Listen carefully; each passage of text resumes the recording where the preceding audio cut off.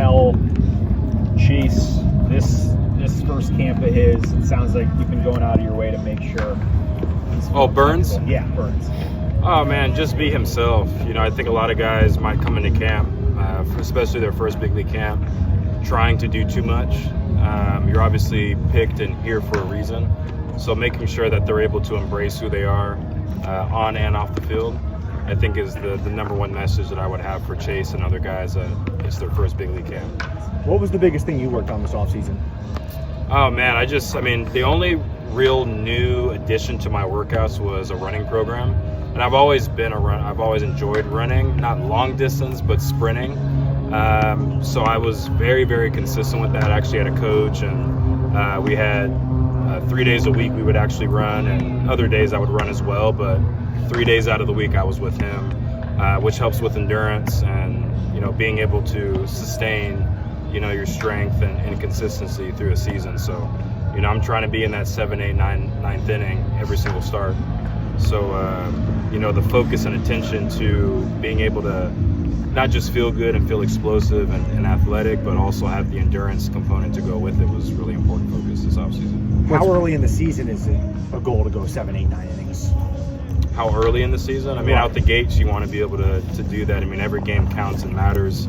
Obviously, you got to keep things in perspective and be able to build in a smart way so, you don't go too fast and too hard out of the gates. But, every game counts, and, one game can make a difference in a season. So I want to be ready to go, first game to the last. What have been your biggest impressions of Terry Francona, Hunter, and how do you translate the energy that's pretty apparent right now here in camp, carrying that forward into momentum into the season? Yeah, obviously Terry's reputation precedes himself, and already a Hall of Fame manager. So to be under his tutelage and leadership and mentorship is a true blessing. And I think the biggest thing has just been his conviction behind everything that he's been able to share with the team. And you believe in that, you trust that, and you feel it. And every single word that comes out of his mouth has been very just strong, and the conviction behind it is exciting to be able to feel that support and that backing as a player. So once we go out there to play, that you have that support and that he's making all the right moves behind you, and you just go out there and you can focus and control what you need to control. He's told us that everything he does on the field, off the field, sleeping, whenever it is, what time of the day, is all about winning game by game by game. How does that translate and impact you? Yeah, I believe it. I think being able to have that mindset, especially through the length of the season, is super important.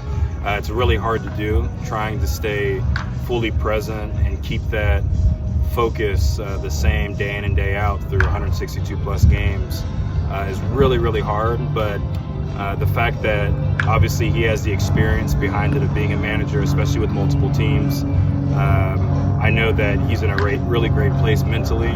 And for him to be able to kind of pass that focus and that expectation mentally to us is a great tool for us to continue to have as we go through our season as well. How do you describe how expectations have changed going into this year for the club? I don't think the expectations have changed. We've always wanted to get into the playoffs and win a World Series. That's never changed. I think there might be a little bit more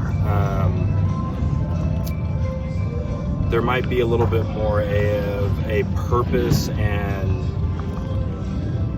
attention to that goal, and a little bit more focus just in what it takes to get to that, whether it's the playoffs or the World Series. It's a little bit more specific and more detailed, than maybe in the past, but that focus has never changed. The expectation of us getting to the playoffs and winning the World Series, that hasn't changed since we've been signed. That hasn't changed since we've gotten into Pro Bowl. Would you say it's fair to say that it's not about the what changing, it's the how? Yeah, exactly. And I think Terry brought that up in our meeting the other day. Just having the right focus, and that word gets thrown around a lot. But if you know what you need to specifically focus on as an individual, and once that individuality becomes a team, then I think that's when you push forward and you start doing some pretty special things. So I think the attention to detail has just gotten more and more specific, and it's a clearer vision, if anything. As a teammate, how has your role changed on this pitching staff, going from the young guy now an all-star veteran? Are you taking a different role this year? Yeah, I mean, I've felt like I've been in a pretty special position from a leadership standpoint for the last couple of years now, which is kind of crazy to say, but I truly believe that. I believe that I've always been in that position from even before high school, and the strides that I was making compared to some of my other peers. I've always been in that leadership position, I feel like. So coming into camp, and especially this year, seeing the younger guys and Red and Aguiar and Chase and even Chase Petty and some of these other guys, man, I mean, they're in a really good place. But I want to just be able to provide that support system behind them. Like I said earlier, Chase, you know, having him understand that he's already enough. It's just being able to tweak little things here and there. And I don't have all the answers, but I have some experience so far in my pro career, and I've been able to take some pretty good nuggets from other people. And I just want to be able to be that tool for other guys that they can lean on and trust, but also feel confident enough to talk to and communicate with as well. Besides being a 7, 8, 9 inning guy, what other personal goals do you have for this year? Are there certain numbers you're trying to hit? I'll let the numbers take care of themselves. I mean, I'm just trying to go out there and help the team win. I mean, I want to be in that 7th, 8th, 9th inning, you know, as much as I can, try and help the bullpen. I think when the starters are able to ride a little bit longer, the bullpen becomes better. Obviously, from a health perspective of those guys being able to save some more bullets throughout the season, but also from a looks of hitters, you know, being able to save those guys on the back end where you're giving now another look deeper in the game, and maybe that guy only pitches once in a series instead of twice in a series, and that makes a difference between the season of seeing, you know, a guy for a second time and seeing maybe that same pitch that you saw in that last series instead of just seeing him once, and you don't have as much intel on that certain pitcher. So all of that makes a really big difference, but that's my main focus this year. When did you start to see the game like that? I think, honestly, I mean, I started putting those pieces together pretty early on, but once I was tapped as the ace, you know, that title means a lot and it holds a lot of weight. So, you know, I embrace that. I always have, but also understanding what comes with that, I don't take it lightly.